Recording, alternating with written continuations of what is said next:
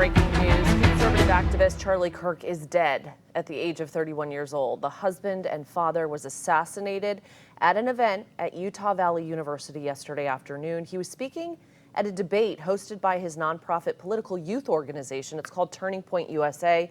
He was in the courtyard on campus there. Shari Armstrong is taking a look right now at the upsetting turn of events that really have shocked the nation. Shari? Yeah, Amy, this morning the search continues for a suspect. Authorities did detain 2 people, but they have been released from custody. This video just really showing us here what it looked like before the shooting. Things were normal at this event, right? You can see Kirk throwing out T-shirts to people that were attending. He's throwing hats to the crowd, really taking questions. This was very interactive, a very special moment for a lot of these people, kicking off his American comeback tour here. Kirk was even taking a question about gun violence and mass shootings right before this rally took a deadly turn. Now, this cell phone video shows people rushing out of the courtyard right after that shot, just trying to get to safety. This after Kirk was shot on the left side of his neck, Southwest Florida. He was rushed to an SUV, taken to the hospital, and this morning, witnesses tell reporters they didn't observe enough security at this event. I was only maybe 15 feet, not even 15 feet away from him, and I heard the pop, and I said in my mind that was a gunshot. And so he was well guarded against, someone running up with a knife or trying to fight him personally.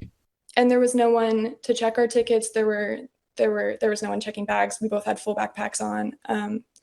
So yeah, and they underestimated how many police officers they would need for sure.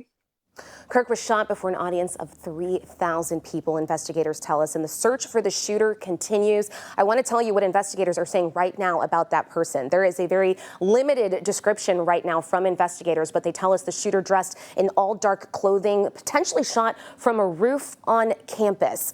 Police ask that anyone with video and images from Wednesday's event share those with authorities. The FBI has also launched a digital tip line for information about just what happened. Amy? Yeah, Shari, we know that Charlie Kirk visited Florida frequently. He owned a home in Longboat Key, which isn't far from Sarasota.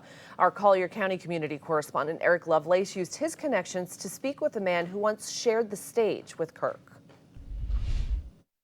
Charlie Kirk, a conservative political activist and commentator, was shot and killed at an event at Utah Valley University. I'm Fox 4 community correspondent Eric Lovelace, and Kirk's death extended all the way here to Southwest Florida. And although he was just 31, the impact he left on people is tangible. I just broke down in tears. Nearly 2,500 miles away, news that shocked the nation. Just grief-stricken, utterly heartbroken. Reacting to the death of Charlie Kirk. I was shocked beyond words. Kirk touched campuses across the United States, inviting college students to ask questions, debate, and share ideas, something FGCU Administrator John Dorsett worries is slowly fading. They've lost concern for the things that connect us as a people. That was the perspective of a digital fan, but Jim Oberwise, who's running for office in Southwest Florida, actually met Charlie and knew him well. I knew him he was just getting out of high school. Great speaker, great enthusiasm. Oberwise echoed what many others have said.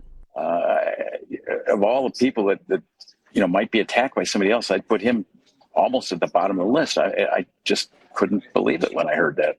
Reflecting on the state of politics, Oberwise says we need to be quick to listen and slow to speak. We have to get back to being willing to listen to the other side without extreme emotional response. Kirk leaves a wife and 2 young children behind. The world is going to miss Charlie. In Fort Myers, Eric Lovelace, Fox 4. Taking a live look right now at the White House in D.C. You can see the flag flying at half staff there. I'm going to be joined by our Scripps News Group Washington correspondent Stephanie Liebergen. She's going to be discussing how both sides of the aisle are responding to the shooting death of Charlie Kirk. That's coming up in just about 15 minutes at 7:20.